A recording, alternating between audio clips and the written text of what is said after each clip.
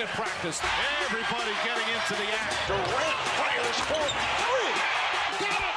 Got it! Here's Thompson for three. Big shot by Steph Curry.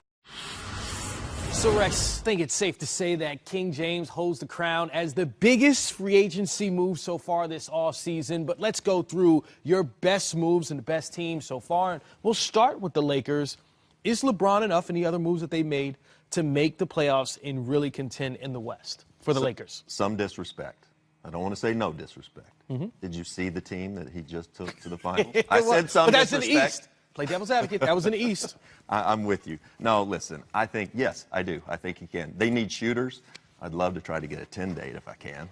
But they need a couple shooters. I got to think that, listen, who wouldn't go to Los Angeles and live out the rest of their careers in any kind of work in Los Angeles, in California? It's a great place. Magic's there. You know they're going to get things going. I think there's about a 0% chance, though, that Kawhi doesn't figure into this somehow. They had to have put all their eggs in that basket. I just don't see LeBron going out there with nothing else coming along with him. I think they have to be holding out for Kawhi. So, in other words, we're going to look out in L.A. and see what other moves they make, but we have to look back east, okay? And a lot of teams now, it seems, it's wide open because the East got weaker with LeBron leaving.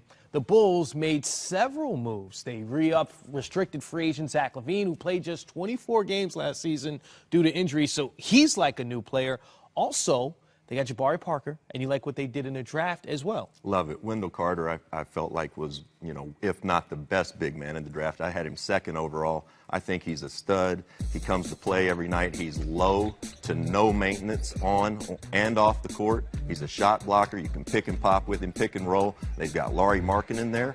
They have the signing of Zach LaVine. They're just going to be very young. I love Jabari Parker going to this team, though. That's a guy who, when he's healthy, he's averaged, he played one year over 70 games and averaged 20 points, 6 rebounds.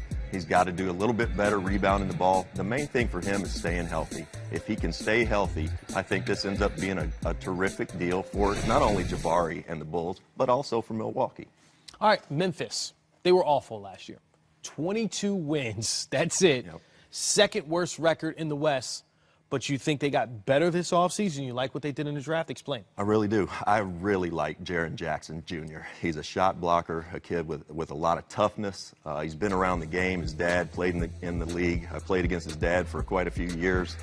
This young man really and truly, the sky's the limit. He can get up and down the floor. He runs. He shot blocks. He's mean, tough. And then you got Mike Conley coming back and Marc Gasol. I think they're a playoff team. Now, I knew we were going to be here together this evening, so I wore this orange tie just to represent for you and those New York Knicks. I know. Because we got a Kentucky guy, too. New York Knicks is what they call him. Yeah. Great draft. Yes. Mitchell Robinson, New York Knicks. Hey, Mitchell Robinson. Let's say he's not, Wilt Chamberlain. He's Theo Ratliff, maybe. He's, he can get up and down the floor. He catches everything. He finishes everything. Dunks everything quick. I'm a big fan of this young man. They're going to have to work with him quite a bit on his strength and conditioning, but, man, he has really played well in Summer League. And then my guy from Kentucky, Kevin Knox, he's been sort of all the rage out in New York this last couple weeks. He's gotten so much stronger over the last 6 months. I watched Kevin play every game of his college career. He's a terrific young man, plays hard, plays the right way, and your Knicks have a bright future. Okay, we're going to have to move on from New York. I have a feeling next season we'll talk about them a lot, and I'll be smiling. But in free agency, we often talk about the guys that leave teams, come to new situations, and how that affects the NBA. But in OKC, Sam Presti traded for Paul George the year before, and then offered him an extension, and he stayed. That seems to be a big coup for the Thunder. I think it is. And in fact, we talked about this a little earlier, Chris, offset. I really like the pairing of Russ and Paul together, and I like it a lot more without Carmelo there at this stage of his career. No disrespect to Melo. I love Melo. But I think that right now, if you've got Paul George and you've got Russell Westbrook, I think Paul will take a more assertive role. Neither one of those guys will need to defer to Melo at all, and I think it'll be on for these guys come October. Since the season has passed, the Paul George, Russell Westbrook relationship seems to be very tight now. I don't know if they're just doing that for the cameras, but when you get to the postseason next year, can you see those two guys figure it out? And are they good enough to be contenders in the West? Because we know what Golden State is, and it seems as if Houston might have taken a step back. I like, they added Nerlens Noel. That's a shot blocker who's going to get up and down the floor. Yes, I think they can. They can bounce back, and I do. I like the pairing of Paul George and Russell with Melo off to the side, because I think these guys will get back to doing what they do, and that's putting their foot on the gas and scoring that basketball. And Stephen Adams is not a bad guy to have as quote your third guy. Speaking of big men, a Boogie to the Warriors. Twitter almost exploded. Some people were super excited about it.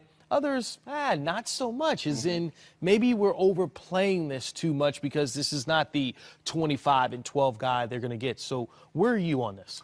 I think it's huge. Kentucky guy, got to throw that out there, of course. Everybody's you know this, guys. You set me up for these things.